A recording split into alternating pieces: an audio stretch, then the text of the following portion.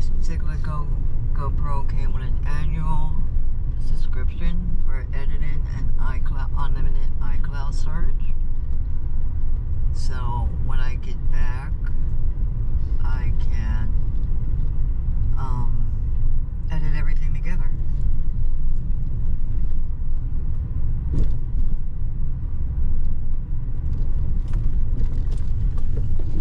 Hey, off-roading. Haha.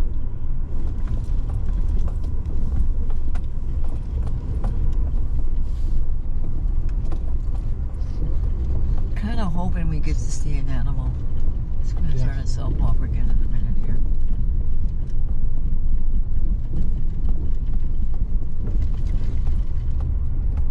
Look at some of them trees how they're leaning, people. There's one of them secondary roads I was referring to. And you can kind of see how narrow it goes kind of get and how sometimes it's kind of steep. Which is why Ron and I don't go down them alone. This side looks pretty decent, but like I said, we don't go down them by ourselves and when we're in our own vehicles unless we're with a group of other people. Plus it's more fun when you got other people with you.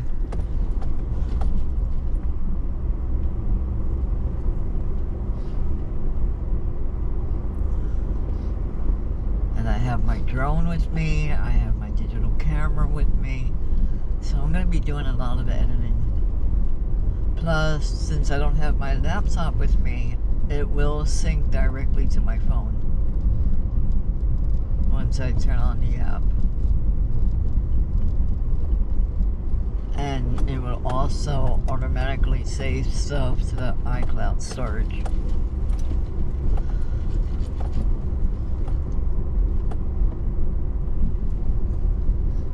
Still kind of hoping we see animals, people.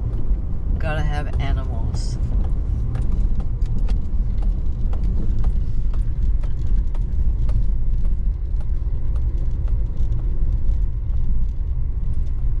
As you can tell, it's kind of dry out here, I guess. It has not rained recently out here. Look at that tree.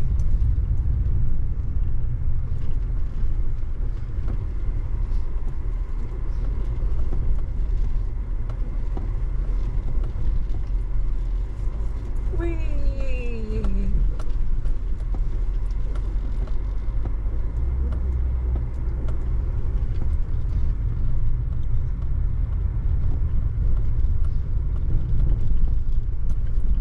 And then I do have a waterproof case for when I take her snorkeling.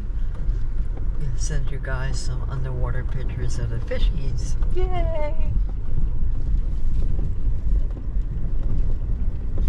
So we might not see any animals because it's kind of hot. It's 82 degrees in Ocala, Florida, the Silver Springs area. You know, unless Yogi happens to come out and say, hey, what's up?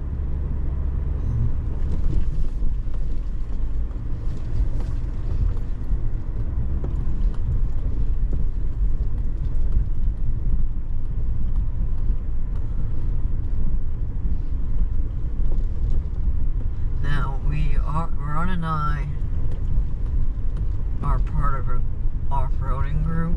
Actually, Ron got into it first and then he invited me over to it. Facebook group. A Facebook group, off-roading group on Facebook. And every now and again, you know, we kind of get together and go out with them. Ron does so more so than I do because I'm down in Loxahatchee and I don't always come up this far when they're going out. But Ron been out with them a couple of times. I think I've been out with them so far maybe 2-3 times, somewhere in that time frame. The one time I came up, I was using my Jeep so I can learn more of what she can do off-road and to get a little bit more experience under my belt off-roading.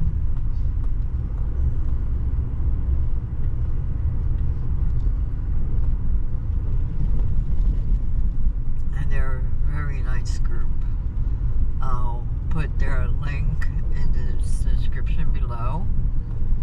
in the comments below in case you want to check out their videos, and if you're in the Ocala area, want to hit them up and see if they can take you out on some of the trails out here. They do come out a couple of times a month to check out different trails and to maintain the trails, but the leader group will tell you they cannot guarantee, you know, if any brush or tree limbs or whatever will scratch up your vehicle. But they are a very nice group. You know, they don't play games. They require you to pick up your trash, do not leave a mess, leave no trace, basically. You do something wrong, they will nicely ask you to leave. You give them a hard time, then they're going to give you a hard time back. Which, frankly, I don't blame them for that. They don't want to have their privileges taken away. I wouldn't want mine taken away, so. Now, over here, this is some of the reasons why we don't go on the secondary roads, because you see those, how deep those are? The secondary roads are way worse than that. Oh, okay. I was just using that particular spot for an example. Oh, okay. Ron thought I was calling this a secondary road. But I was just using that little bit of a section as an example. If we come up to another one, I'll see if I can get out and give you guys a better view. Trying to keep an eye out for one that would be appropriate. Yeah. I believe we are coming up to a secondary road. But it looks like it might be one of the nicer ones, but that doesn't mean down the road somewhere it's liable to get more narrow and more rough. No, this is a main road. What we're on, yes, is a main road. And we're going to cross over another main road. Number 38.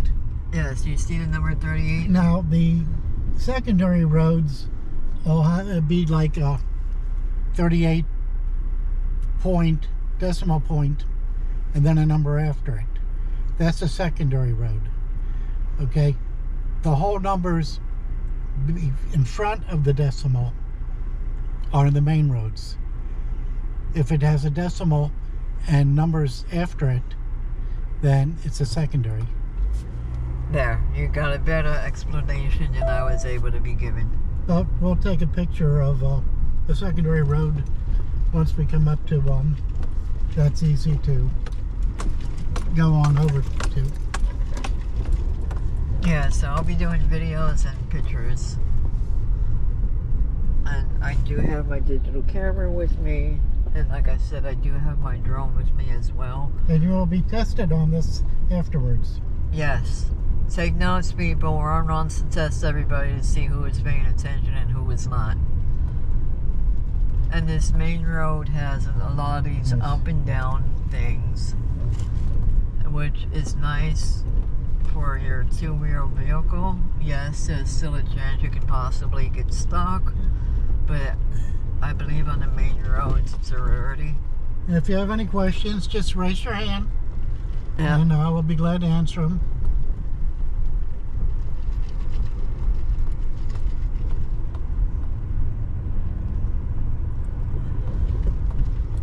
So, any questions or comments you guys want, let us know, and we'll give you a reply, or one of us will give you a reply, or both of us will give you a reply as soon as we can. Yep, any questions from the peanut gallery? Yeah. I'm still kind of hoping we see some kind of wildlife, but it's okay if we don't today. I do plan on coming up hopefully later in the month or the following month.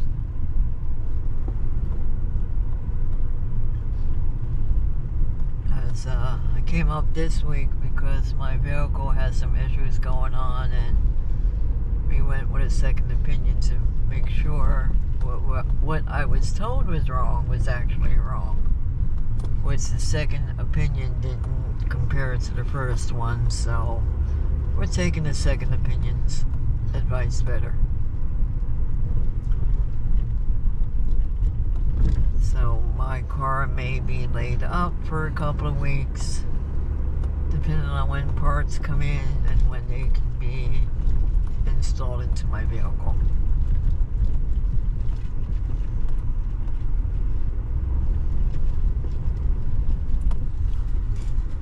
I'm trying to see what those little footprints are on the right side. I can get out and look.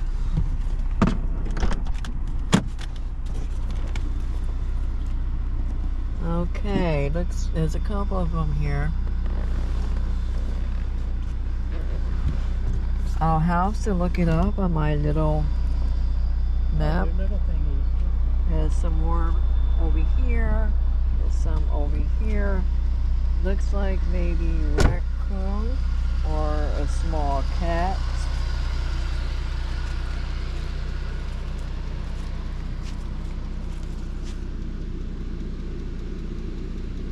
You know, or maybe even a rabbit.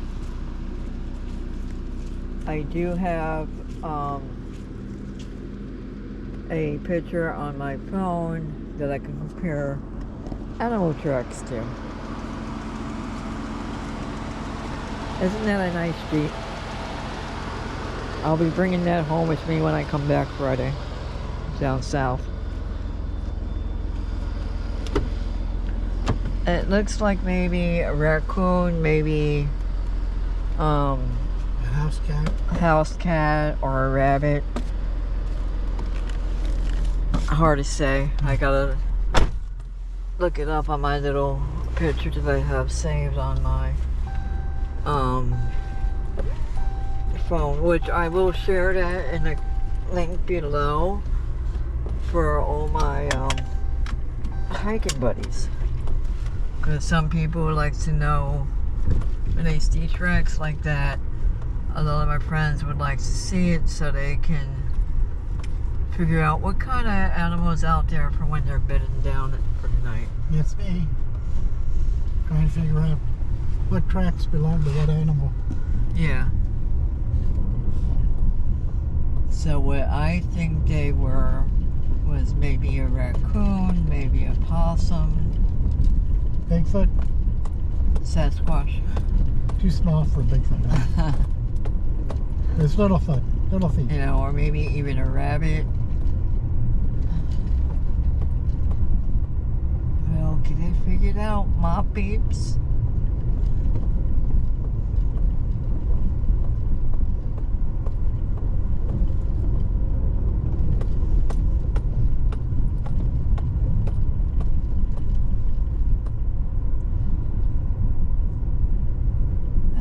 Wait to run to see how stable these videos are, even with a little bit of bouncing around it's doing. Now I could have put my head strap on, but I figured let me give the selfie stick a workout as well.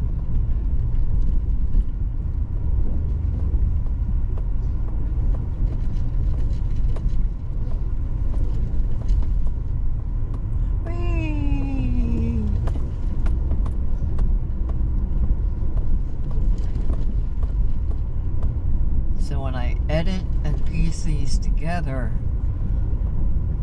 I'm going to see how I can do when we're not talking, have some kind of music going on, and then have the music go off when we're talking.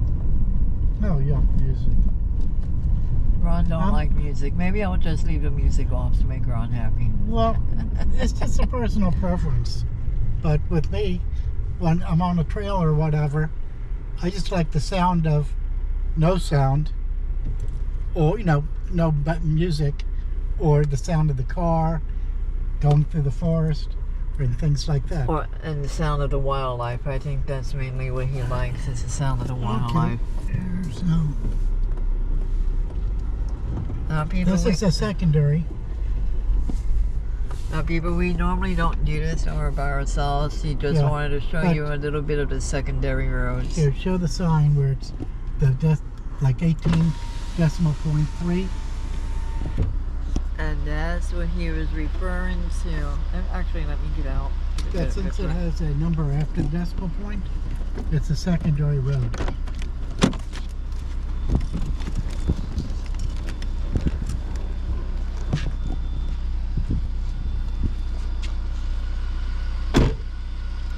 Now, this is what he was referring to when you know you're on a secondary road. When he was talking about the decimal point. 09. We're on Forest Road 18. And then you see the decimal point, and then there's the 3. That's how you know when you're on a secondary road.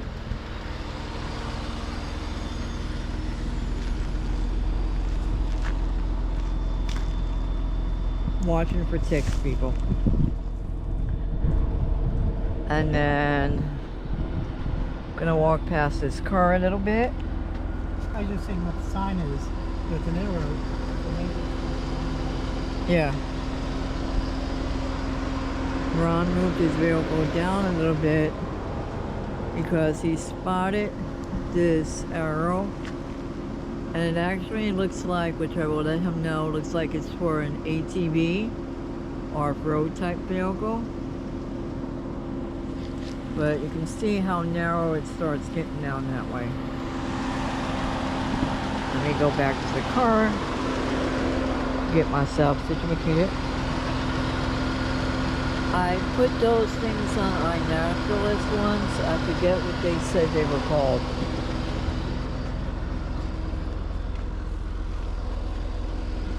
Now, that pole that has an arrow looks like it has a vertical above it that you can barely see. So I don't know if it's for off-roading vehicles or ATVs or anything like that. Well, it shows it has a regular secondary road. Yeah. So I'm just guessing that it's going to be for one way like that. Yeah. Now, if you have Google Maps, Avenger Maps, on X Off-Road, it will probably give you a little bit more detail on it. I'm looking for the signpost on this one out of curiosity. But you can see how narrow it is. Yeah. I don't even bother getting out. There's no signpost here. But you see how the sides of your car might get stretched up paint-wise. So when you come out here, it is what it is. I am bringing up my OnX Off-Road.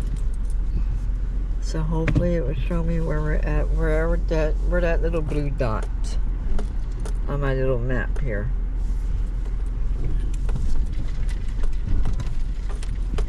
I don't know if Ron would like to take a look at that little map. Yeah. He said, nah. I'm a guy. He's a guy. We don't need no stinking directions. For grins and giggles, I'm gonna hit record and track. And with OnX Off-Road, it shows you what direction you're going and how many miles an hour you're going. Now, I have the free version. It does have a pro version. I do not know how much that costs because I do not use this very often. And since we're all on limited budgets, it's like, okay, free version sounds good. Yeah. And like I said, with me personally, I don't go off-roading very much, let alone I do not go when I'm by myself. You know, unless I have another person with me. And if I already know ahead of time that the off-road is rough, I will not go out even if another person's with me, unless they have a vehicle with me in case for some reason I get stuck. Now, some of the luxuries we do have is one, I have the satellite Garmin, goes with signals from satellites. So because out here, many places you do not have cell signal, so your little phone maps, Google Maps, are not going to work very well at all. And another luxury we have newer iPhones that actually has satellite help if you needed it. What he's referring to is, you see how my phone has the SOS on there? That's because I do not have a signal. Now, I have T-Mobile, Ron has Verizon. So right now with my T-Mobile service, I do not have a signal. Now, I did get a notification yesterday saying that I may have limited service because they're doing maintenance or something on one of their towers. But I can use that SOS, and you see that satellite that just came on? I can use that satellite to send 911 a emergency text message in case I need help. So that is a good thing with that. And you see with the Onyx Off-Road, it's tracked that red dots. It's tracking from where I turned it on to the direction we are going in, which is saying northwest. And we went 0.4 miles already. But yeah, that's what Ron was referring to with the newer phones having the SOS. I hit that and I could send a text message to 911 saying, hey, I need help. Yep, don't have to worry about cell towers or anything. You can have no signal whatsoever, but if you have a clear opening, you can get pointed towards the satellite up in the sky, and they can more than likely find where I am through the satellites from where I send that signal, or as Ron was saying, that's where the Garmin would come in handy. If you have a map with you, I'm currently using OnX Off-Road, and I also use All Trails for when I'm hiking. That would also give a location of where I'm located. So, and then by all means, if you still want to go old school, keep a map and compass with you, because I do that sometimes. Because sometimes, even with the older nowadays, electronics, gizmos, Garmin's, what have you, sometimes things happen. You might lose a signal, your battery might go dead. Whatever. What's with the definitely bear tracks right here. Oh, bear tracks. I found bear tracks. But yeah, like I said, if you still want to go old school, keep a paper map with you. Do you want to use my camera? No, you can. Oh, I'm using the GoPro. Oh, I can do the camera too. Ron spotted some bear tracks, so bear with me a moment. Definitely bear.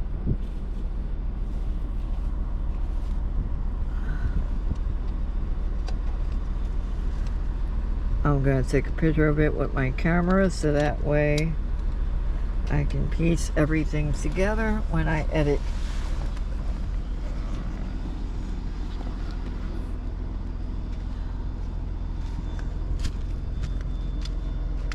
Yeah, that looks like a juvenile print.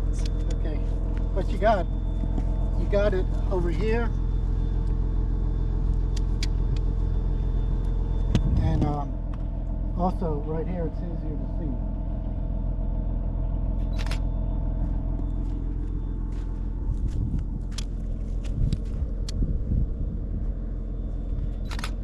And if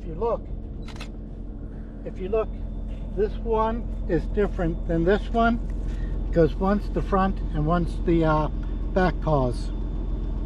And as you can see, They're it looks good relatively size. fresh. Yeah. Again, either front or the back. I forgot which one's the front and the back.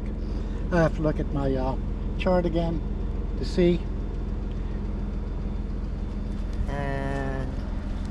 And actually you have some more.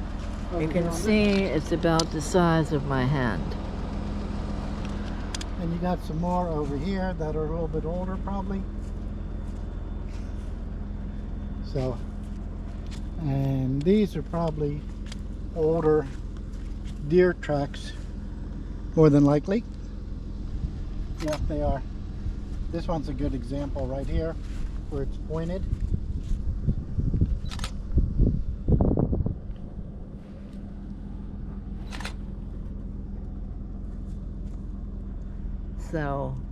So bear looks like it was going probably that way. Somewhere, you know, so straight Lisa ahead. and I are having fun because we have fun looking at the tracks and thinking about these things about the little animals. Yes. So that was a good score. Ron spotted. And like I said, when I edit later, you'll be seeing everything pieced together. Let's get back into the car.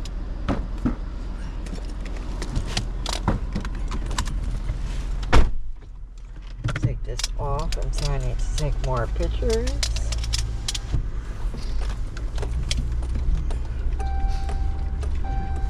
Yeah, I'm glad we saw those tracks. Yes, I'm glad you spotted those too. And now I'm glad I brought my camera with me. A lot of places in this,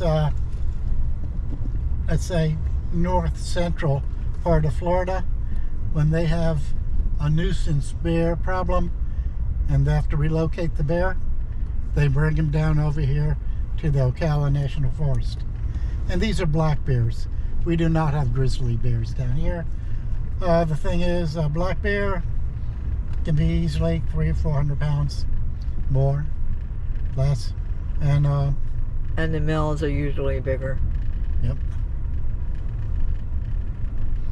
And black bears, from what I've Googled, I have to Google, research it again another day. But they're shy. They're like us. They're curious by nature, but they're also shy. They're not aggressive towards humans unless a human was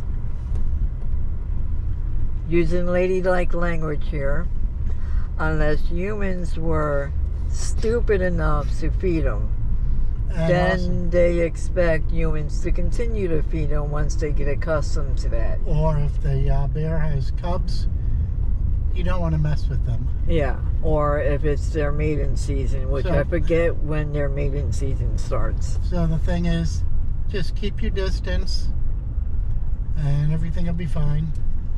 And don't be stupid like Lisa said. Use some common sense. Yeah, use common sense. See them, admire them from a distance. You know, and like I said, they're normally not aggressive toward humans unless provoked. And they'll run away from you normally. You know, however, you know, if you're hiking, bear in mind this particular section of Florida and Ocala, I call it, in my opinion, bear country. So basically, and this is a wildlife area, so basically we're in their playground.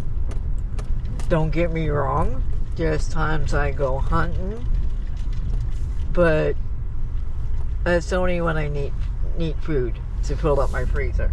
Otherwise, I'm doing what I'm doing now. I'm taking pictures or I'm doing a video. But as Ron was saying, usually the black bears down here are shy. They don't want to be bothered by people. If you're out there hiking, I know myself personally, I'm not going to like it if somebody walks up behind me and surprises me. I'm liable to turn around and swing at you. Same thing with the wildlife. They can't talk. So their natural instinct is to react and protect and defend. You know, and with the mama bears, of course they're going to protect their cubs. I thought they could talk. They talk on TV all the time in the cartoons. Yeah, like Yogi Bear. Only right. you can prevent forest fires. Oh no, that's Smokey the Bear. That's Smokey the Bear. Only you can prevent Oh, forest boo-boo, I fires. smell a picnic basket. There's a little mud puddle right there. But yeah, other than that, the bears don't bother you. However, it's not a bad idea to carry bear spray with you Yeah, if when you're out hiking. exactly. When my son and I are up here camping or hiking, I tie little bells to my sneakers or to my shirt. My son and I are having a conversation in the voice volume I'm using now because they have better hearing than we do. You know, and yes, of course, have bear spray with you. When I'm hiking by myself, I carry bear spray, and I do carry a firearm with me just for that added protection. Personal But protection. But my own personal protection. We don't say Exactly. firearms. We say personal protection device. Exactly. Thank you for correcting me. But personal protection devices, and then, you know, use common sense. You know, you're in their territory. You're in their playground. We're visiting. Not like the YouTube videos where you see people out in Yellowstone Park wanting to go out and pet the fluffy cows. And if any of you remember, a couple of years back, I forget what, I think it was an elk or something, or a moose maybe, but they were on a trail similar like this, and for whatever reason, that particular animal came agitated for some reason and actually charged at the person. I believe injured the person as well. I'll tell you what, I think, I could be wrong. We'll see in the comments. But I think if I'm walking down a trail, I'd rather bump into a black bear than a moose. Exactly. You know, and usually when a black bear is seen at you, they might stand there for a few minutes, stare at you, because like us, like humans, curious by nature, but they're also very shy, so they're going to see you, see that you're not a threat, keep a good distance away, and then let them pass before you continue on your trail. I think the only problem you'd really have is maybe if you bumped into them and surprised them on a trail and they had their cubs with them, then they might get defensive and it'd be a different story.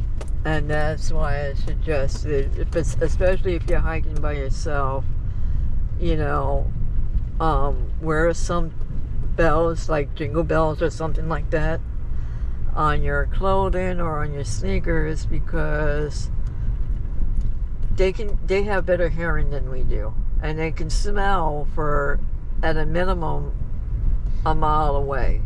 So their hearing is just as good. So they're going to hear you before we even see you. That's right. Or see them, I should say. And I'm a guy, so I have a selective hearing. Yeah, guy, selective hearing. So, like I was saying, they're probably hear and smell us long before we even know that they're out here. Mm-hmm. But again, like I said, use common sense when you're out here traveling around. You know, hiking, make some kind of noise so you're not walking up on them unexpectedly. Like I said, I know I wouldn't appreciate it. I'm liable to turn around and swing at you if you walked up behind me and I didn't expect it. We're crossing another main road. So far, the only thing we saw was tracks. Well, the thing is, I can go out here and about once every 5 times I'll see an animal, and the other 4 times I might not see anything.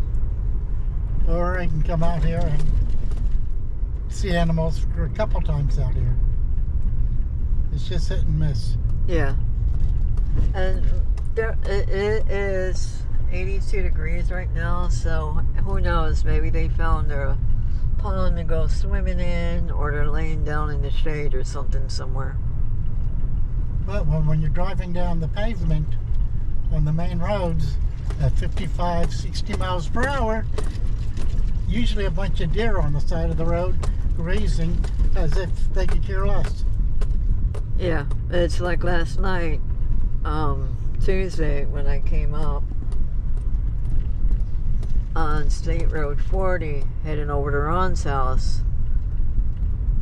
I counted about 5 deer on the right hand side of the road. I mean, they were a good distance into the grass, so I wasn't worried, but I was being cautious in case, for whatever reason, they ran out in front of me. I wanted to make sure I had time to either maneuver around them without causing an accident, or stopping without hitting them. Yeah, like even on where I am, we had that deer that got hit and went in our yard. Yeah. A couple of months back, someone hit a deer and it managed out in Ron's yard, so Ron called FWC to have it taken care of. And the FWC officer that came out gave him an incident number and said he can harvest the meat if he wanted to, which they did. Or they had a choice I'm of still either, waiting for my daughter to cook it up. you know, which they had the officer gave him a choice of either keeping it so they can have the meat for themselves, or donated it to the food pantry. So they chose to keep it for themselves to have meat in their freezer. And Ron just said he's still waiting for his daughter to cook up some of the meat she had, because they had a neighbor help harvest it, which is the proper term. And let's say it might have been an automobile accident, but it did not go to waste. Yes. You know, felt bad about the deer being injured and having to call FWC to do what they need to do so the animal wouldn't suffer, but at least the meat was not wasted. Yeah. And the FWC officer saw that it wasn't just that the deer was knocked out a little bit. He can get back up on his feet and be okay. Unfortunately, it was something more serious, where the deer was able to get off the road, jump over our chain link fence, and got into our yard, and that's as far as he could go. Yeah, and that was why Ron called FWC to go through the proper channels. That's the proper way to do it. If you have any questions, call FWC. It's better to be safe than sorry, because if you do anything yourself, like, oh, the poor animal, it's suffering, let me put it out of its misery, you can't do things like that. You have to have FWC, a trained officer, come out and assess the situation, and they do the job. Otherwise, you can be in big trouble. Yeah, to my understanding, even though that was an unfortunate accident to the animal, you know, it will still kind of fall under hunting and harvesting an animal out of season, yep, which is a very big fine and possible jail time, and at a minimum, losing your hunting license for a minimum of at least a year.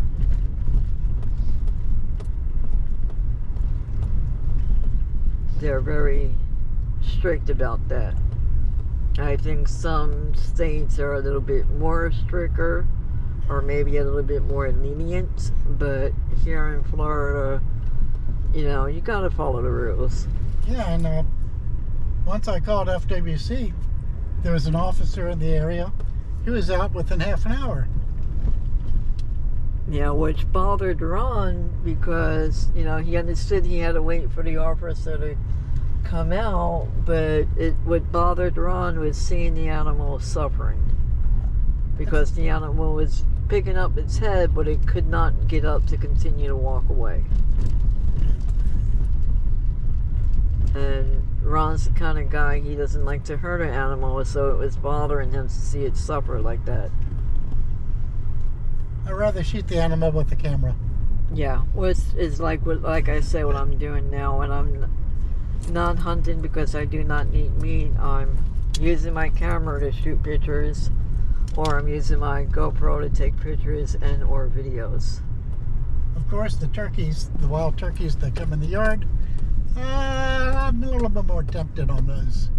And he would be legal to do that because he owns his property that he lives on. Except, I did not get a turkey quota.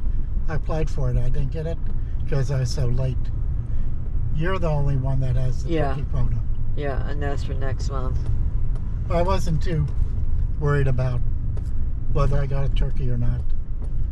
But, you know, it's always fun or enjoyable seeing wild animals come into the yard. We've had bears, deer, turkey, possums, fox. Let's see what else. Ticks, mosquitoes. Birds, wild pine cones on the floor. Now, in my particular area of South Florida, in the J.W. Corbett area, spring turkey season starts next weekend to April 7th, I believe. Do not quote me on that. I have to double check. I will put it in the comments below, or you can go to Florida Outdoors and double check to get the exact start and end dates of wild turkey in South Florida. In J.W. Corbett, you do not need, to my understanding, you do not need a quota permit for wild turkey in the Corbett area. But double check that, because I don't like misinforming people.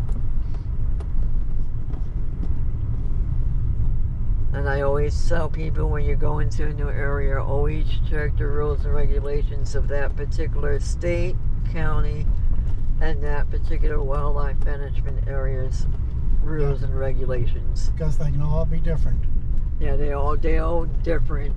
And in the J.W. Corbett area, if you choose, if you're a hunter, and if you choose for J.W. Corbett, you're only allowed to hunt Wednesday, Saturday, and Sunday. Oh, I never heard that. But that's just for the J.W. Corbett area. Other areas might be different. Okay. And the police officer, or I should say the FWC officer, Florida Wildlife Commission officer, they're not going to say, oh, you didn't understand the rules. I'm sorry, that's okay then. Okay. They're going to say, it's your responsibility to know the rules of where you're at and what you're doing and where you're going ahead of time. And they are 100% correct. Okay. It is your responsibility, if you're going hunting or hiking or doing anything, driving, that when you go somewhere, that you know the rules. Like, it's okay to drive a car on the main and the secondary roads in the Ocala forest. Okay. However, it's it's against the rules if you just drive off those trails. Okay, just going anywhere. That's not right. Okay, and you get a ticket for it. And also they have some motorcycle trails out here and some ATV trails out here. So you have to follow the rules. Now, some people don't like following the rules, And a friend once told me, ignorance is no exception to the law. That's right. Okay. Now, Ron and I were both born way before July 1st, 1977. After that, you are required, I believe, in all 50 states, but definitely here in South Florida, if you were born before July 1st, if you were born after July 1st, 1977, you are required to take your hunter's safety education course. Ron and I did not have to take it because we were born before 1977, but we chose to take it anyway. It was fun and something to do. It was, and like he said, it was fun, it was something to do, and it was an educational thing. You know, so I passed with like an 80, 85. I think Ron passed with a 90 or 100%. The test was relatively easy. It was multiple choice. And I'm normally not a good test taker. So we were both a little worried about me passing the test. But You did it. Yay. but I passed, and they do have one for archery too we did. yeah, we did one for archery as well, that I passed as well, because I sometimes hunt with a bow. And you never know, on some of these classes, people might think that they're too Mickey Mouse and simple and stuff. Well, the funny thing is, a lot of times, there's always one or two things that come up that you did not know, or it's a refresher. Now, the downside of passing having your hunter safety education course, because they give you a little card once you pass, and it has your hunter safety number on there, so they know you took the pass. That's good to my understanding in all 50 states. I believe, to my understanding, it's the same with the bow hunters course I took. It's good in all 50 states. And that was another class I did not have to take because I was born before the year that they require, which I believe is also July 1977. Yeah, when the dinosaurs were still roaming. Yeah, so I just chose to take it anyway because I like, even though I'm 64 years old, I still like to be educated on things. And I wanted to make sure I'm following the rules and regulations. Like I said, I know some people don't. I don't always like following the rules, but my normal standard saying that Ron's starting to use is, I also like this side of the bars, and I don't want someone telling me what to do because I like my freedom. So I try to understand and follow the rules and regulations to the best of my ability so I don't get in trouble. If I'm not sure, then I'll ask. I'll ask whatever law enforcement, will I be allowed to do that? Is that okay? If they say yes, I'm good to go. If they say no, then I'll say, okay, cool, thank you, I'm gonna go the other way. And we have bumped into FWC people in our travels out here, down south, other places. We've stopped in at their offices down south and up here, and they all are the same way.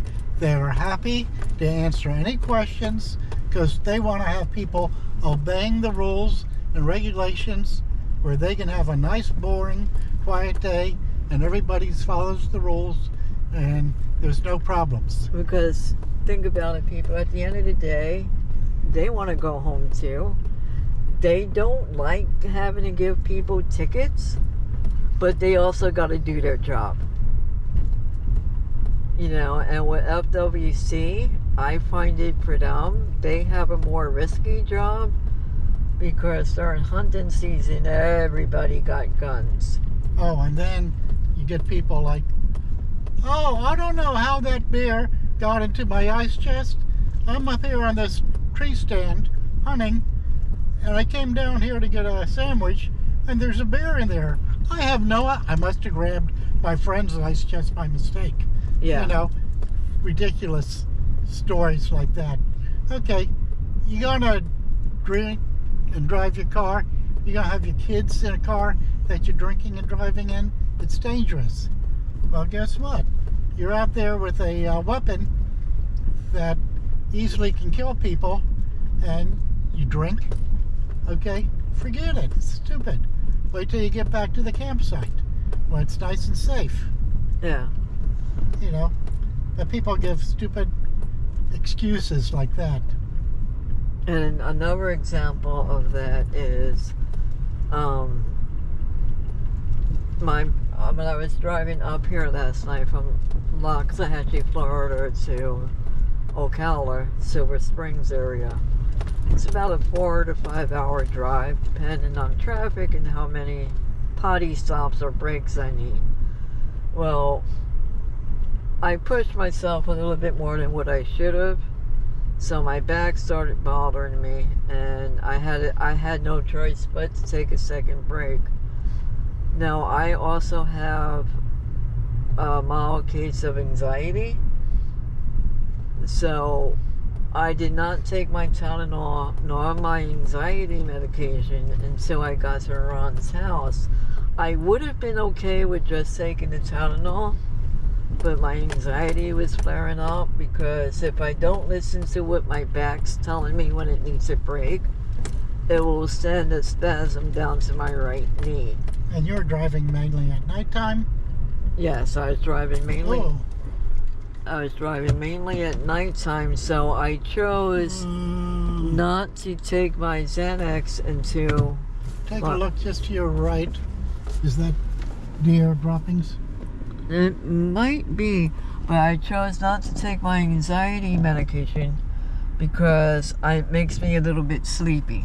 And I only take it when I need it, so I chose not to take it because I knew I had another hour's worth of driving to do. I'm going to have to move off to the side. I see a car in the back.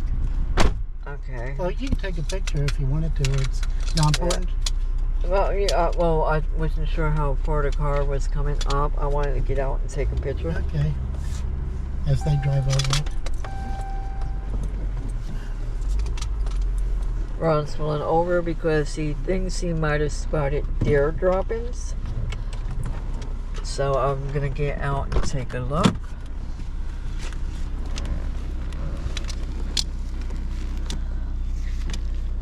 And like I said, he pulled over because he saw a vehicle coming.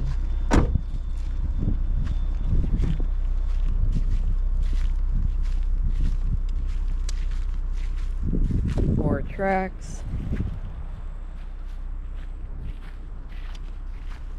These look pretty fresh, so it's probably a deer that just came through. And yes, that's either deer or bear poop.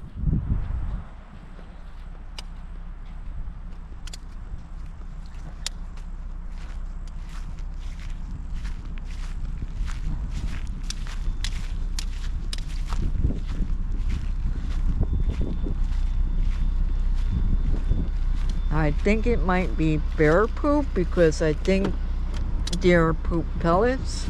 Well, that's okay, good. But I'll Google it and I'll find out. It's either bear or deer That would have poop. been deer.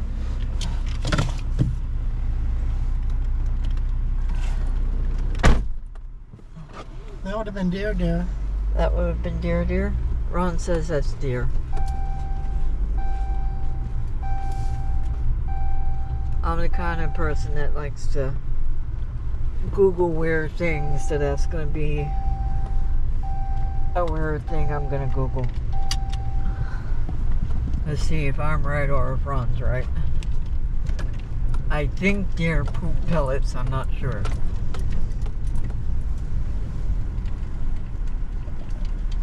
Kind of hard to tell.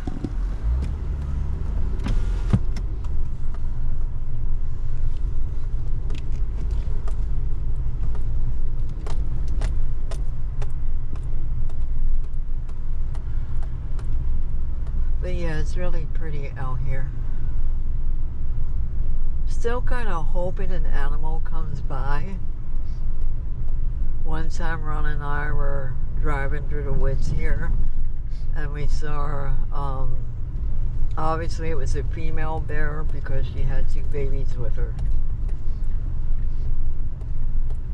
So we kept a good distance until they crossed over.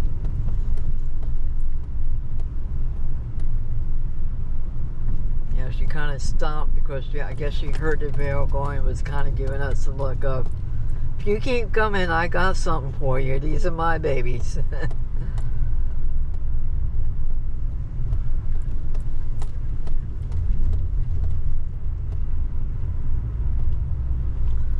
Trees are waving.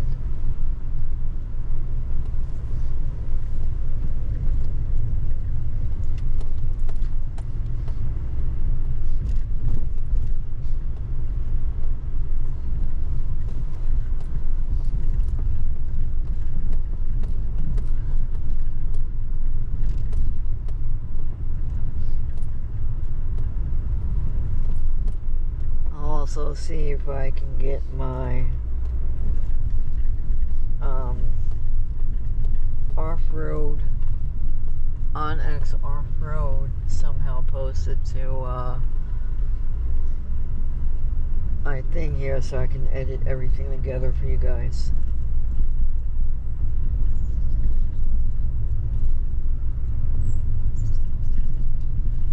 And when I do have this posted to YouTube, make sure you like and subscribe to either mine or Ron's channel or both. And again, if you have any questions or please ask, and one of us will get back to you as soon as we can. Yes. You know, and if you have any comments, please, you know, make comments too of any other content you might want to see. We might ask any questions you might have. Doesn't mean that we'll give you the correct answer, but we'll give you some type of answer. And if we're not sure of the answer, we will look it up to see if we can find you the correct answer. Speak for yourself, I'll just fly. You can see how it's all kind of open. All this was cut down from the loggings. We have loggers out here, and I don't know if you can see that well on the video, how flat everything is, and the trees are out of the distance. But we have large sections that just cut down from logging operations.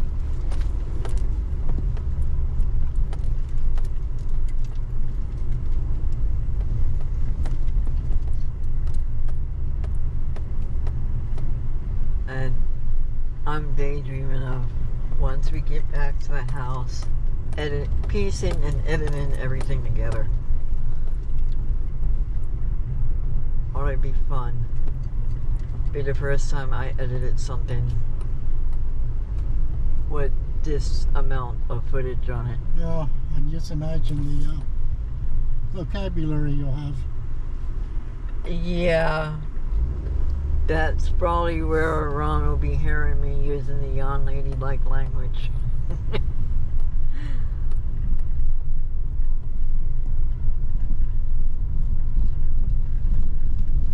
Look at all that forestry, people.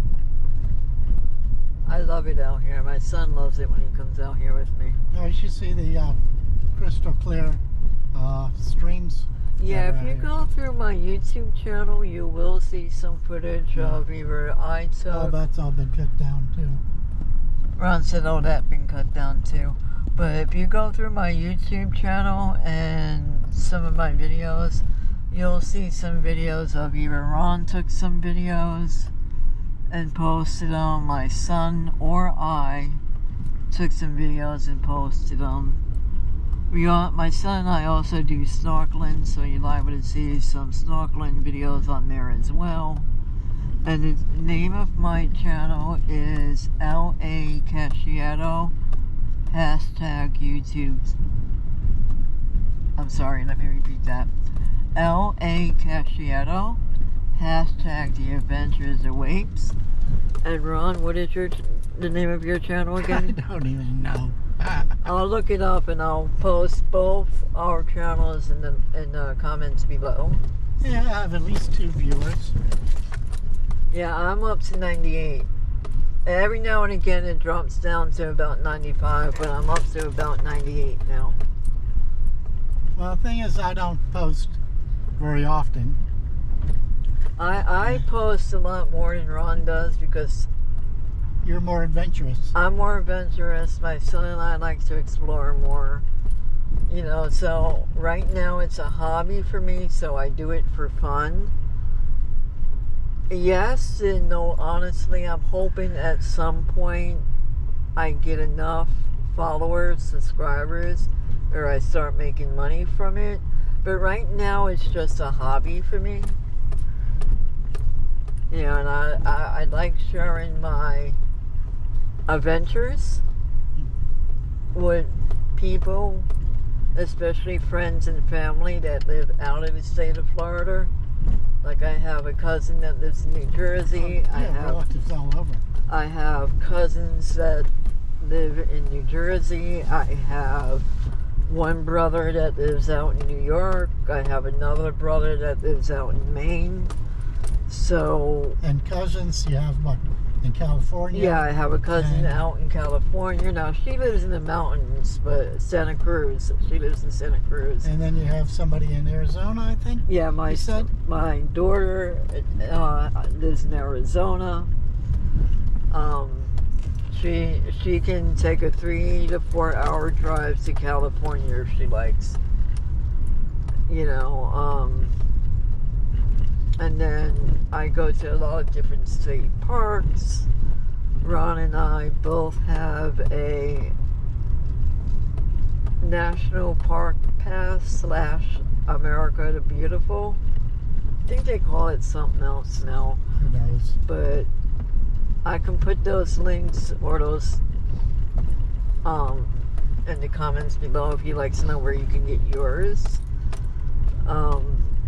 But like I said, I like going to a lot of different state parks, or either hiking, swimming, kayaking, or paddleboarding, or snorkeling. And then up here when I'm visiting Ron in Ocala, I think this might be another one of them secondary trails. Yeah, wherever the marker is. Here it is. It's kind of hard to see. It's to your right. Yeah. It's 25.7. Yeah, Ron's spot is 25.7. But, and it's a good thing he's backing out because I see a little sign that might mean it's a restricted area or it's just reflective. And if you go over here a little bit, you'll see a sign that says the Florida Trail over here in the Ocala National Forest. You know, for your foot travel. So that's your scenic trail. I do not know what trail it is, but you have them throughout Florida, the Florida trails. Yes, part of the Florida trails, which they have many different sections of the Florida trails that leads to different areas. Now, when I'm hiking, I use all trails. It's a twofold. You can use the free app, or you can pay for the pro version. The pro version gives you a little bit more benefits, and that's like $36 for the year. Or you can just use the free app, and you have the options of if you want to go old school in case you lose a signal off your phone or your battery goes dead. I always end up printing up a paper map just to that little extra sense of security, because you never know what electronics people, sometimes we get a little bit too dependent on them. Yep, it's best to be over-prepared than under-prepared. Yeah. And then, you know, usually when I put up a paper map, I put it like in a Ziploc bag, so that way if I want to check out where I am and if it's raining, my paper map is not getting ruined. But All Trails does let you print up a map. And I always try to keep a compass in my hiking pack when I'm out hiking. Now, some of the people in some of my hiking groups, they like doing what they call a through hike. I think I have a few hiking friends that are planning to hike in some areas here through the Ocala National Forest, and a couple that are planning to do a through hike from the ocean to lake trail, and then some want to do the, I hope I'm going to pronounce this correctly, the Appalachian Trail. Some of my friends are going to do a through hike on that as well. You know, and I usually recommend Old Trails to a lot of people, but it's up to you what you want to use. I personally like Old Trails, but that's my preference. A friend, Ron and mine, also recommended a Venzer app, which I'll put down a bird. I think that's a hawk. I'll put down the proper spelling of that in the comments later, in case you want that. There's also an app that I haven't fully played with yet, but it's called Far Out app. One word. Farout. I kind of glanced through it, but like I said, I cannot give any information on it yet because I haven't fully played with it yet. My Old Trails app is my main go-to app when I want to go hiking.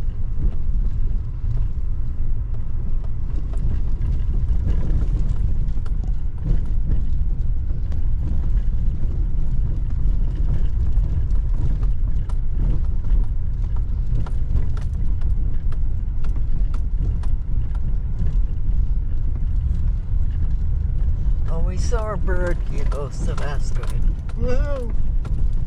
And I'm gonna Google what that poop was. Ron's still saying it was deer poop, but we'll see. Deer. He's saying deer. I think. I think deer poop pellets, but I guess we'll find out. Yep. Bears are, the black bears mainly eat, you know, your fruits and berries and things like that.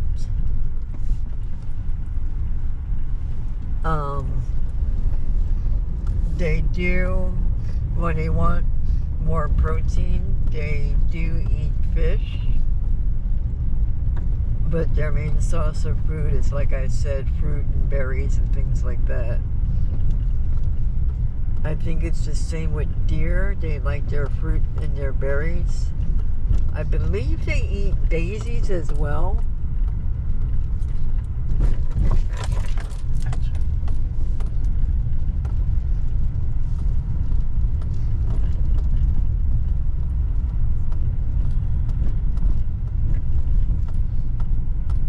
You know, I would say I would end this video here, but that will be the time of a deer or a bear might pop out and wave and say, "Hi, people!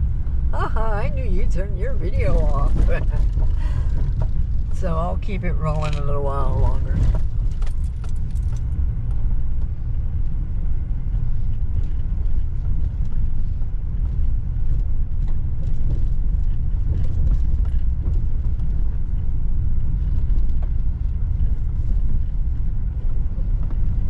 Or until my battery dies, whichever comes first. Which I checked the battery a minute ago. It says that I had 98%. So, Yeah, with the holder and everything that you have, yeah. that's gonna last for like 5 hours. So you're in good shape battery wise. Yeah. It's just a matter of whether it stays cool enough where it doesn't shut Yeah, off. and I just touched it, so it the GoPro feels cool. Then, in case you're wondering, the reason why Ron was letting me know about the battery life was this GoPro that I'm using now. It was a early gifted birthday present because my birthday's coming up next month. Yep, your 29th birthday. 29 and holding.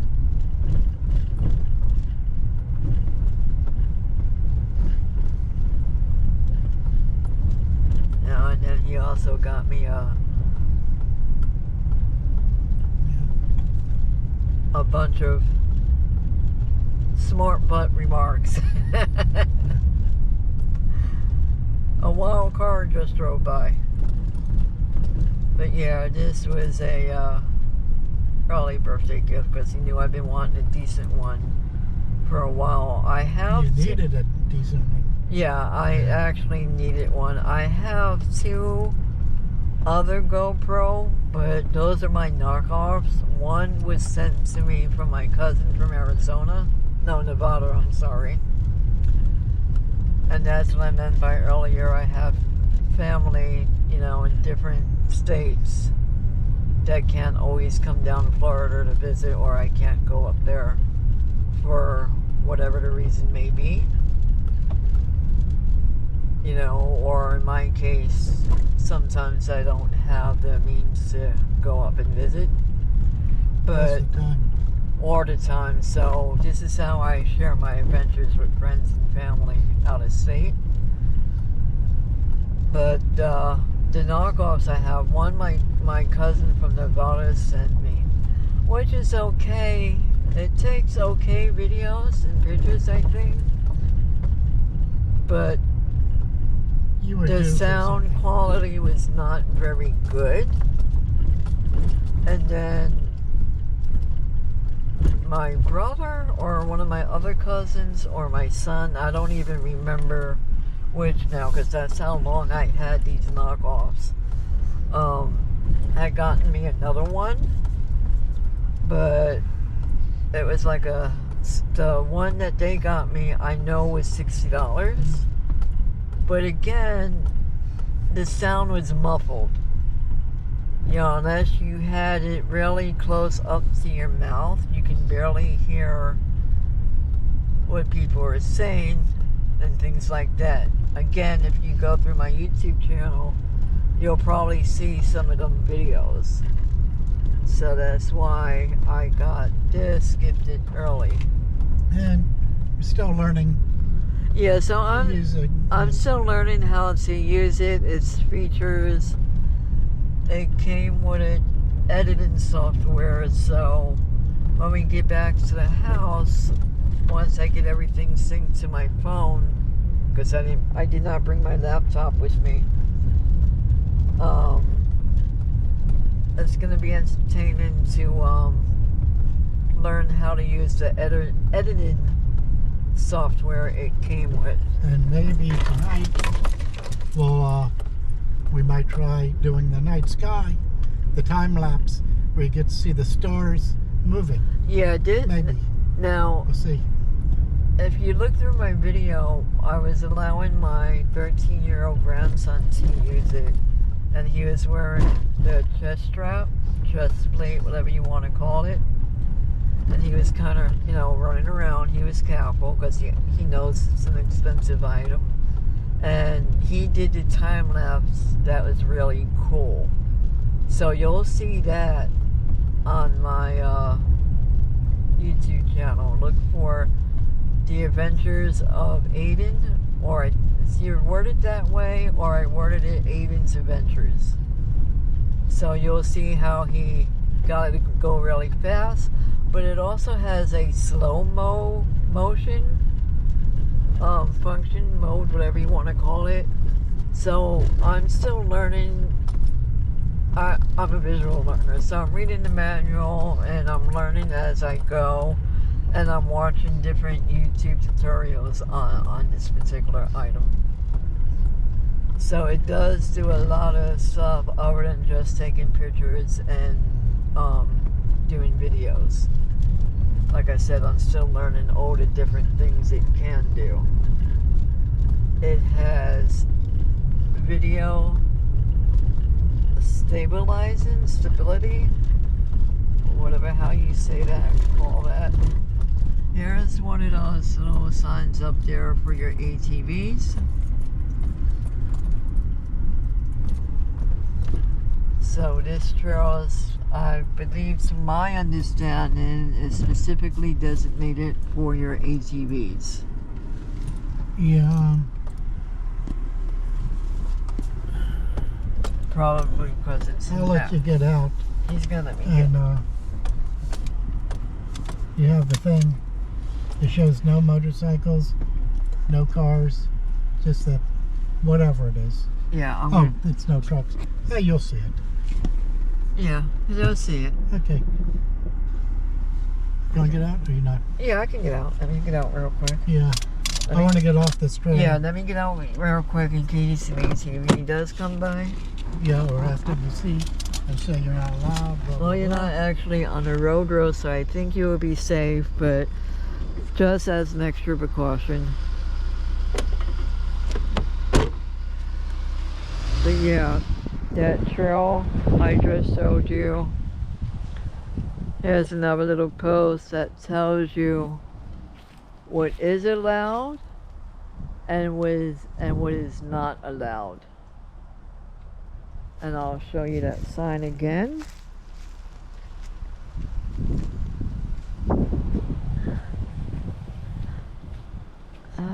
Where did I see it? I'll show you that other yellow sign. Now I have a special vehicle use permit, but I can only actually use that if I'm actually hunting. If I were to try to use that now, I can get in trouble, and FWC officer can give me a ticket if he chooses to. That's why Ron and I were talking about following the rules and regulations. And there is that crossing again. So they do have specific trails specifically for your motorcycles, your ATVs. They have other trails where you can go with your personal vehicle. You know, on those trails, I do recommend you have something that has 4x4. But Ron and I are not going to go down that trail because one, we're by ourselves, and two, I just showed you this sign that says what the vehicle we're in right now, we are not allowed to do that. And I believe for those ATV trails and motorcycle trails, you need to have a permit. Yeah, now some areas might be different. It's like what I was explaining to you earlier, a few minutes ago, when I was showing you those pictures. I do have a special use vehicle permit that will allow me to do off-roading in certain areas, but the one I personally have is because I'm it's basically for handicapped people, but I can only use that permit if I'm actively hunting. If I'm on one of these roads, and they do give you a little placard so FWC knows that you're legal and they approved you to be on these off roads with a special use vehicle permit, you actually have to get a doctor's note and then submit it to FWC so they can deny or approve you. Obviously they approved me, but like I was getting ready to say, if I were to go on any of these off-roads right now and not actively hunting, I can get in big trouble for that. And that's what I was saying before. That's when you need to follow the rules and regulations. Now, next month, if I go spring turkey hunting, as long as I'm on named and numbered trails, I'm allowed to go on those roads. But I'm not actively hunting right now, so again, and I apologize if I'm being repetitive, but right now I'm not allowed on them roads because I'm not actively hunting. Yeah, like for the area where Lisa lives in Corbett, you have main trails and, well, I guess you have some other trails, and you're allowed to be on the main trail anytime, but on those other trails, certain ones, you're not allowed to be on them unless you're hunting. Right. You know, and so I would be allowed to go on name and numbered trails, pass through what they call fire breaks and things like that. And it's good for a year. So June 31st, it will expire. And then by July 5th or 6th, I can reapply if I choose to. Now, it used to be when I would apply for them, I had a choice of 3 areas I could use them at, which would have been Three Lakes, Cecil Webb, or J.W. Corbett. Well, this year they amended it for me so that way if I'm out here in Ocala off the pipeline hunting, as long as I'm on the right off-road with my vehicle, I will not get in trouble. But I would have to be actively hunting. And here comes another one of them crossings, I believe. Looks like the same one we just passed that I showed you guys a few minutes ago. So that looks like it's just possibly for your ATVs and motorcycles. Or dirt bikes, whatever they're called. And you can see how narrow they are.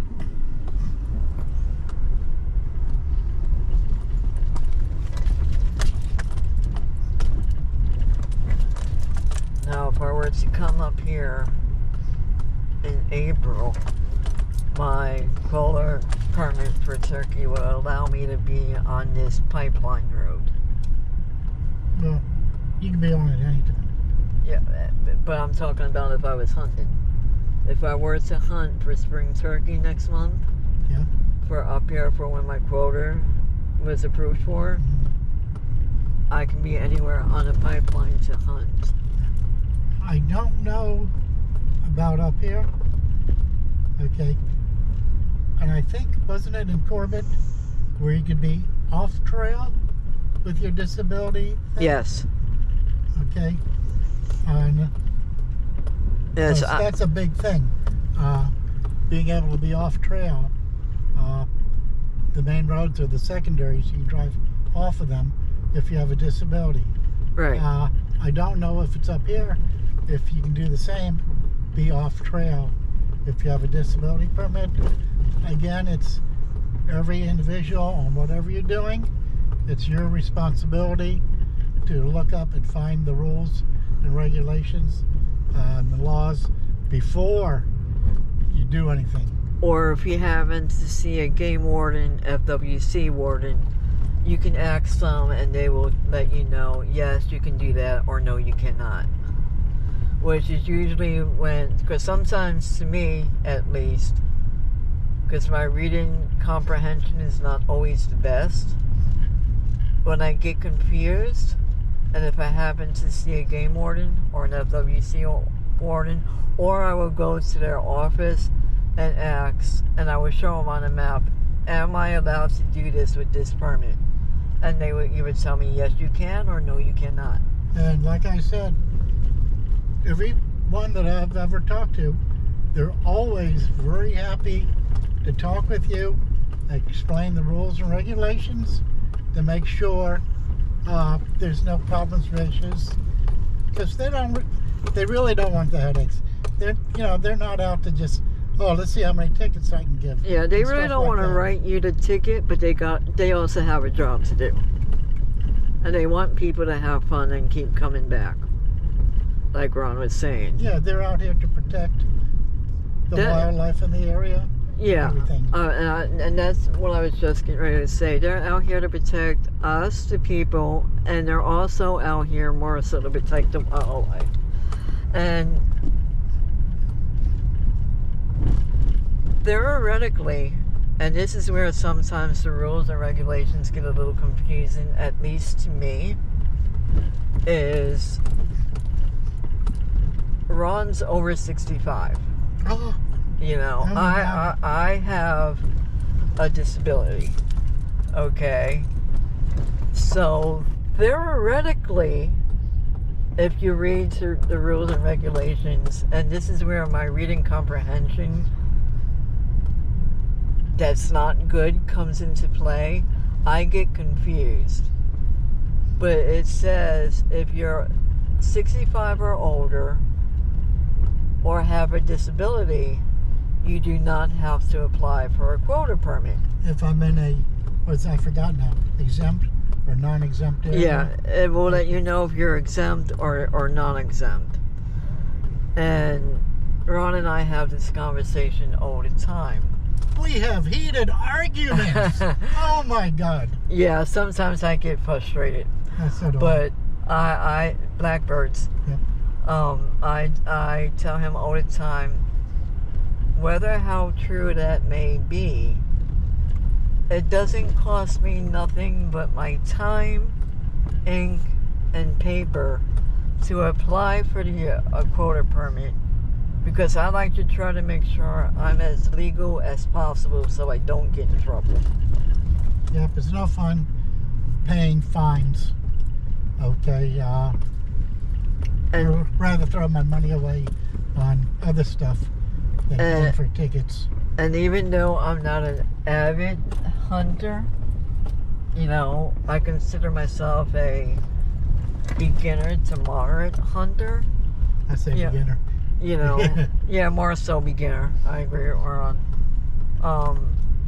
But it doesn't cost me nothing other than my time to get on the computer, apply for the permits, and then Positively, you're covered. yeah, and then it would tell me if I'm exempt, which means I can still hunt. But if I get approved, whatever way they word it, I end up printing that paperwork because, like I said a little bit ago, I don't like getting in trouble. I don't want to have to pay a fine that I may or may not be able to afford. And I like this side of the bars. So it only takes me a few minutes to print them off. And you're right. You know, now it also depends on the location you're at, but one game officer down in South Florida had told me, well, if that was the case, then anybody don't have to get a quota, and then they can hunt anywhere, and then there's no wildlife for anybody else to hunt. So that's where I get a little bit confused. Well, there's different areas. Will tell you on the FWC website if they're exempt or not exempt areas. And again, I forgot how the wording went. I'd look it up before I did anything. But I think it's like, well, it's one way or the other. If it's an exempt area, then you don't need a quota permit if you fall into a certain category of being over a certain age or having a disability license, hunting license, fishing license, whatever. Or it's that if it's a non-exempt area, you don't need that quota permit. It's one way or the other. Again, I forgot. I'd have to look it up on the FWC website if I was going to go out and do anything. And then FWC, specifically for Florida Wildlife Conservation. So, and bear in mind, whatever state that you live in, yes, check the rules, check the regulations. Not sure, call up whatever state you're in with that particular wildlife officers, and they will tell you what you need to do to get the proper permits, licenses, whatever. And it's even better if you have it in writing, because if you have it in writing, okay, sometimes the officers can't always remember all the different rules and regulations there are themselves, even though you're expected to. So at least if you have it in writing from the office, you can always show the officer. Yeah, especially since, there are times they change the rules and regulations around, and they don't always tell their officers. So they might not know that rule got approved, taken out, changed, or whatever. Yeah. And like I said, every state and county will be different. And that's why I'm suggesting, again, whatever state you live in, check. That way you don't get in trouble. And there's so many different rules and regulations, especially when it comes to fishing. Oh my God. Okay. On the different species of fish, they have to be so big or so small, so old. Certain times of year you can fish, certain times you can't fish. I don't know how anybody can keep track of that. Yeah. But you are expected, and it's your responsibility to keep track of all those rules. And another example of getting in writing type thing is when I first got into hunting, I'm still learning how to harvest my animal. And I had emailed somebody I knew in the FWC office to ask if I happen to harvest an animal, if my son-in-law can help me and teach me how to harvest correctly. And she emailed me back and said, yes, he can, but you have to be present. Also, print this up in case a game warden or an FWC officer questions, okay, he's not allowed to harvest that animal if you're the one that got it. But if I show him the letter, then he'll see, okay, then it's okay for him to do that for me. So that falls under what Ron was saying a few minutes ago of having it in writing. Because, again, the officers don't always know, because for whatever reason they may change the rules around. And every state and county may be different.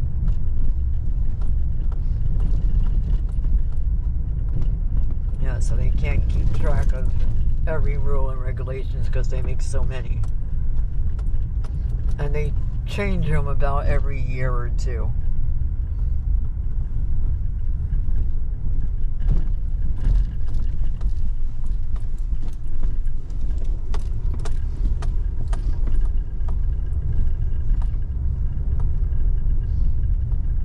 I'm gonna have fun charging these things back up when we get back to the house. Okay. I want to do the editing first. Get everything Well, the shared nice to my thing phone. about it is that, one, your camera, supposedly, just the camera alone, has a 2-hour lifespan for the battery, supposedly. And that handle that you have it on has a supposedly 5-hour lifespan.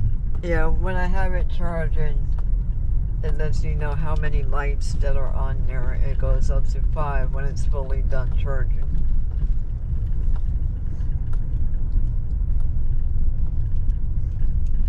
And I'm looking forward to get back into my paddleboarding and or kayaking. That way I can go out to some of my favorite places and do some snorkeling. I do have a waterproof case for this to protect it, more so from the salt water. when I'm, you know, say Peanut Island down in South Florida.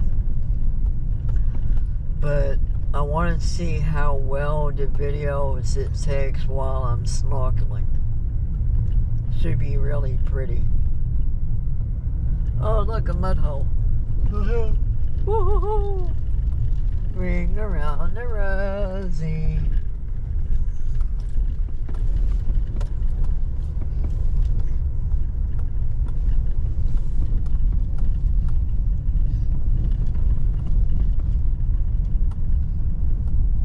So far we saw a bird. We saw a whole bunch of tracks. Animal poop. I'm guessing a bear. Ron's guessing a deer, but I'll Google it later and I'll find out and I'll let you all know what it was. Good, it'll keep you busy. You won't be on board. Yeah, I won't be driving poor Ron not saying, hey Ron, I'm bored, come fix it. Another bird. Yay!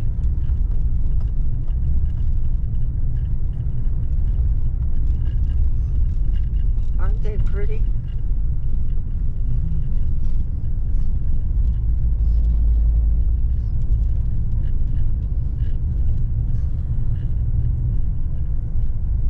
Another one of those crossings for ATVs and motorcycles. There's quite a few of them out here, by the way. You can go online and get maps of all the trails. Yeah, no, this is Forest Road 19, or also, no? 099. 09. My apologies, 09. Which is off the pipeline, correct? This is considered the pipeline. Okay? Might not be the official name, pipeline. Whereas Trail 9 would be the official trail or road. I don't know what they would call it anyway. Or somewhere. Or somewhere in. There's some number signs letting you know the trails. Now you can see the decimal point. That's what Ron calls the secondary roads. And on that sign you can see what's allowed. It's the trail, and I believe they have a section for camping. I don't see it. Let me get out and take a closer look. Okay, I'm gonna move off the main road.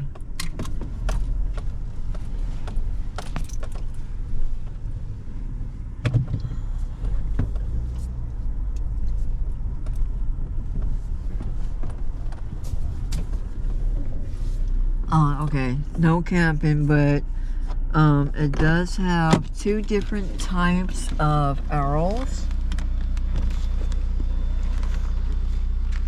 I have no idea what the blue and the green are. I believe, if I'm not mistaken, the blue and the green is letting you know the difficulty of the trail. You're right.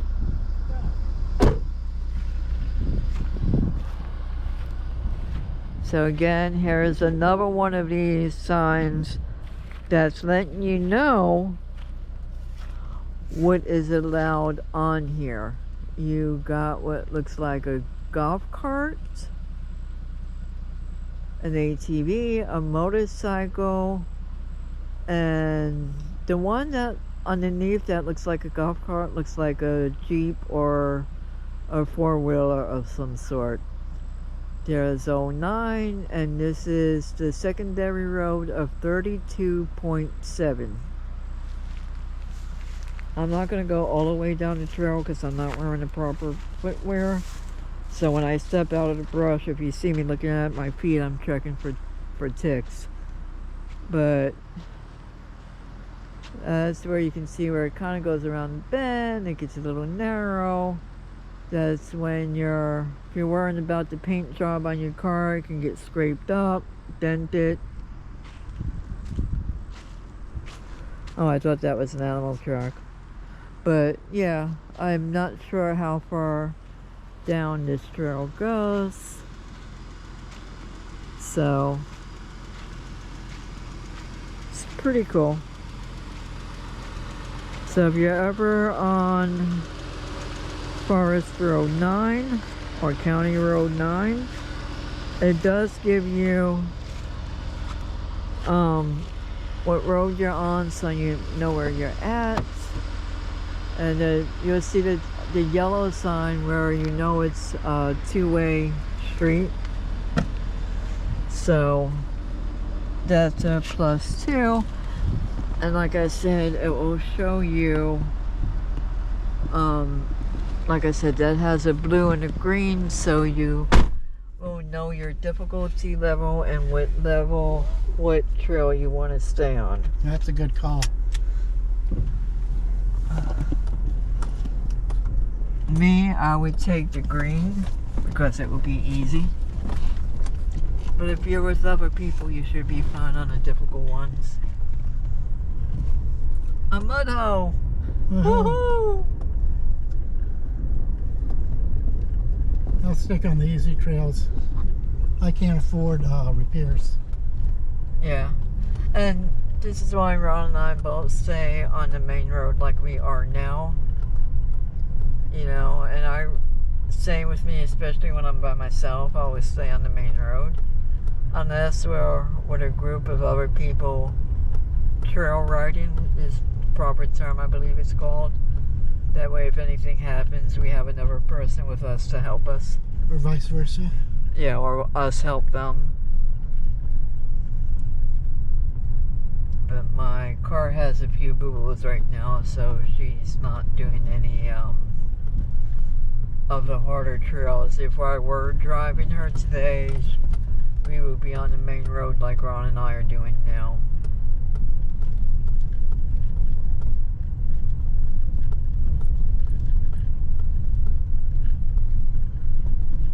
Yeah, because there are a number of areas where you really need four-wheel drive, and even still, you have a good chance of getting stuck.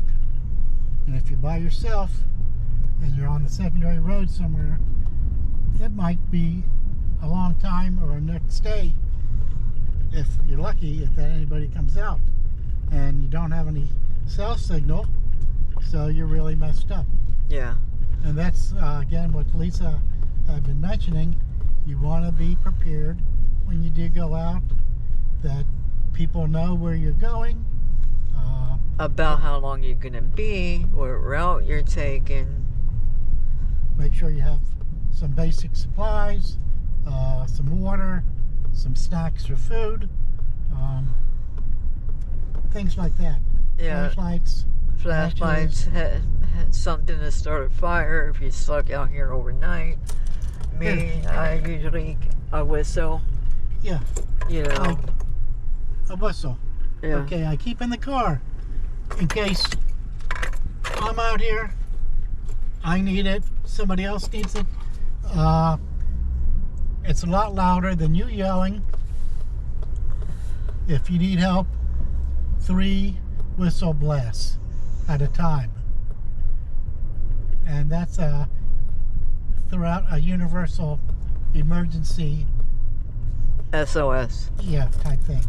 Yeah, now normally what I personally do is I bring a whistle. When I remember, I also bring a marine air horn, because if it's windy, they might not hear the whistle. They'll definitely hear the marine air horn. And if you're out searching for somebody, a whistle will go further than you yelling for them to hear. Okay? So if somebody else is lost in the woods and you're out with a search party or whatever, with a whistle, you're whistling and they might hear the whistle and they can holler back to you.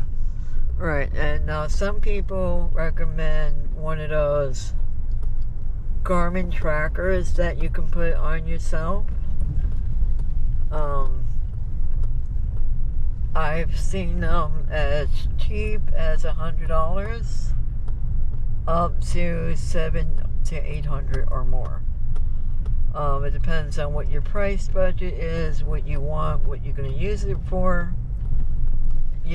but bear in mind you also get what you pay for. And when you're going out into areas like, okay, the Ocala forest is a pretty good sized forest, and there's a lot of areas with no cell signal. But let's say if you live out west, where they have humongous areas of no cell signal, this is where having something nice like on our iPhone models, the SOS, where it gets satellite signal that you can text for help, it's a nice safety feature.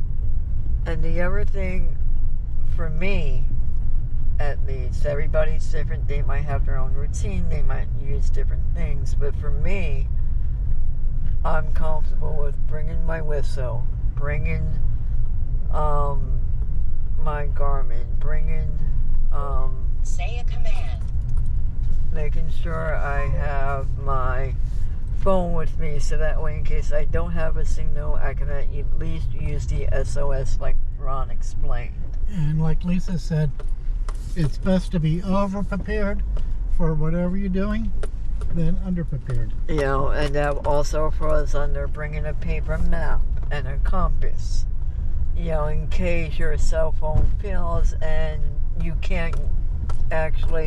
don't have a clear spot to get that satellite. The other thing I like doing is, especially when I'm by myself, is I bring a walkie-talkie with me. Everybody, including whatever law enforcement, Coast Guards, Sheriff's Department, FWC, whoever, usually are monitoring old channels. So if I need help, I have that as well. When I'm out kayaking or paddleboarding, I have those items with me as well, including the said marine horn. Plus, I let my daughter and or Ron know where I'm going. For example, let's say I'm going kayaking and I'm gonna kayak from Phil Foster Park to Peanut Island. It's called a float plan. And I have a couple of different apps that I share with Ron and my daughter so they can track where I'm going. That way, if God forbid something happens, the app will automatically signal them as an emergency thing, saying she has you on this contact. Have you heard from her? They would say yes or no. They will have the last known coordinates of knowing how to find me, of my general location within, I think it's like a 3-mile radius, give or take, of knowing, okay, we haven't heard from her. This is where we last heard from her. This is where the signal popped up saying she's stationary and she's not communicating. And since we're talking about being prepared, you can see that tree down. There's another number of times, especially during storms, but it can be any time where you have trees fall down and block the road entirely.